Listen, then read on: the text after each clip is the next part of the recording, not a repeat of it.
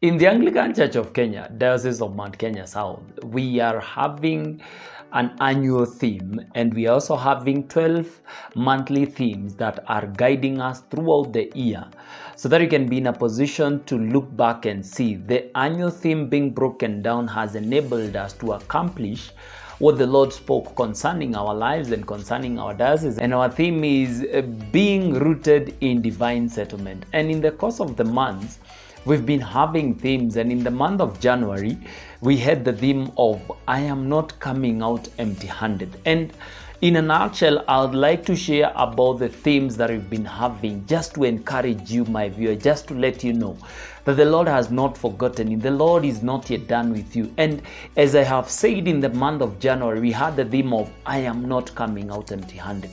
And in the month of January, the whole of it, we confessed and we said, we will not come out empty-handed. And by the grace of God, we have seen these manifestations as individuals and as a church. And I believe that even as I share these with you, you will be in a position to see God's will being done in your life and prevailing in your life, because I believe that when we trust in God through His Word, He is able to do exceedingly abundantly above all you could ask or think by His power that is within us. I am not coming out empty-handed. What is it all about? Let's get to see it immediately after the introduction.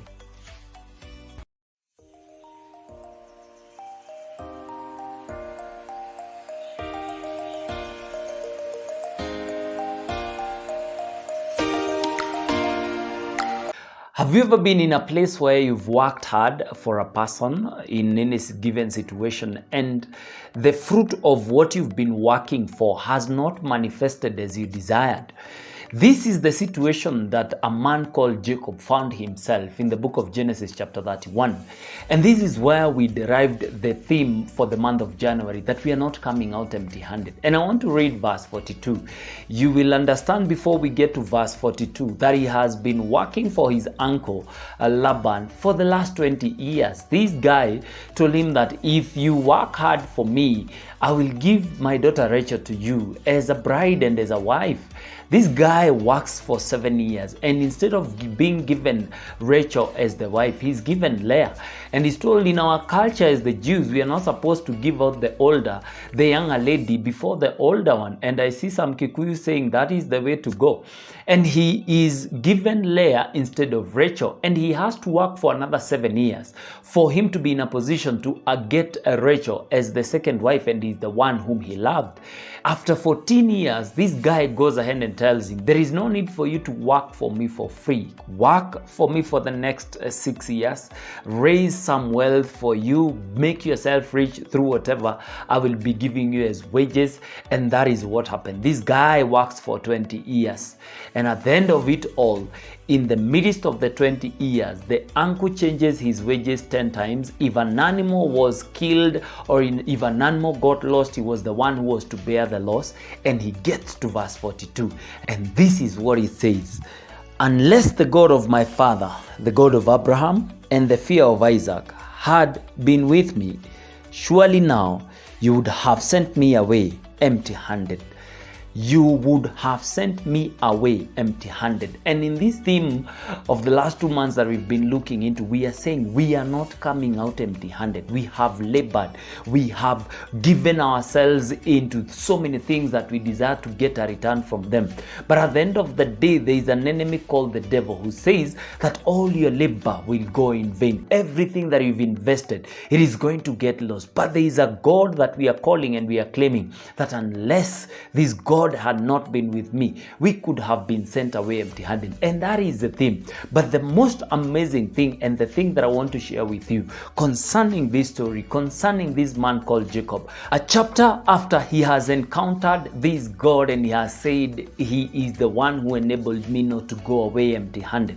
Chapter 32 verse 10, he's about to meet with his brother Esau, and he's calling unto the Lord. And this is what really caught my eye, because this guy says in chapter 32 verse 10, and I am not worthy of the least of all the mercies and of all the truth which you have shown your servant. For I crossed over this Jordan with my staff, and now I have become 2 companies.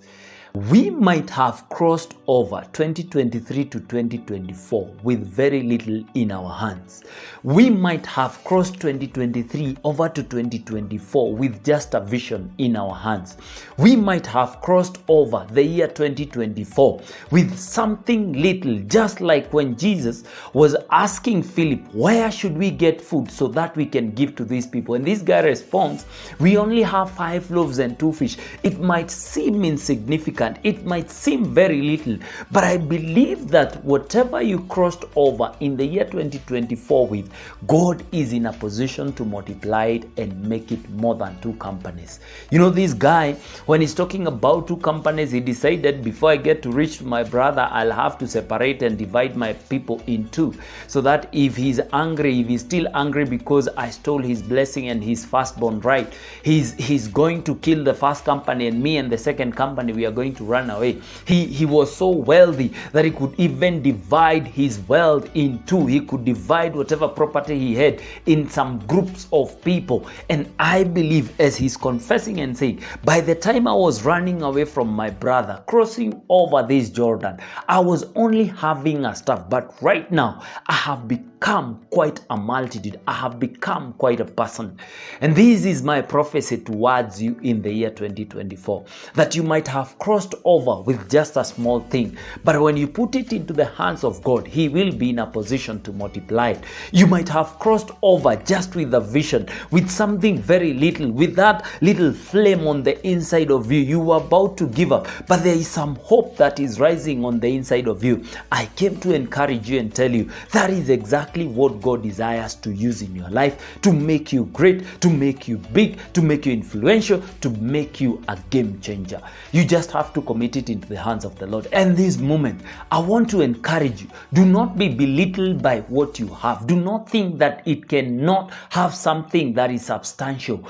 Just commit it into the Lord. Just present it to the Lord and say, this is what I crossed over the year 2024 with. I want to put it in your hands. I want to place it in your hands. I know that there are some people who crossed over with baggages, and I have talked it in the previous episodes. Forget about the relationships that did not work. Forget about the partnerships that did not work. Forget about the former things, because God is doing a new thing, and He's not going to look for something new. He will just take what you have entrusted unto Him, and He's going to do a new thing through what you present to Him and to His hands.